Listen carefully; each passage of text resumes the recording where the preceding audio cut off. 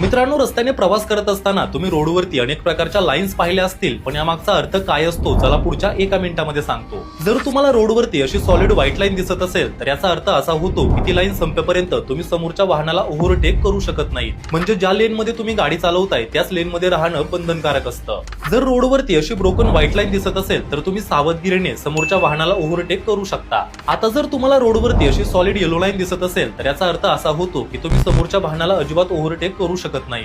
जर 2 solid yellow line दिसत असतील तर हा स्ट्रिक्ट नो ओव्हरटेकिंग झोन आहे. येथे ओव्हरटेक किंवा लेन चेंज करू नका, कारण पुढे रस्ता हा धोकादायक असतो. आता जर सॉलिड येलो लाईन सोबत ब्रोकन येलो लाईन असतील आणि जर तुम्ही ब्रोकन लाईनच्या साईडने गाडी चालवत असाल तर तुम्ही समोरच्या वाहनाला ओव्हरटेक करू शकता. पण जर तुम्ही सॉलिड लाईनच्या साईडने गाडी चालवत असाल तर तुम्ही समोरच्या वाहनाला अजिबात ओव्हरटेक करू शकत नाही. आणि जर रोडच्या साईडला सॉलिड येलो लाईन दिसत असेल तर ती रोडची बाउंड्री असते, त्यामुळे ती लाईन संपेपर्यंत तुमची गाडी रोडच्या खाली घेऊ नका किंवा तेथे गाडी पार्क करू नका.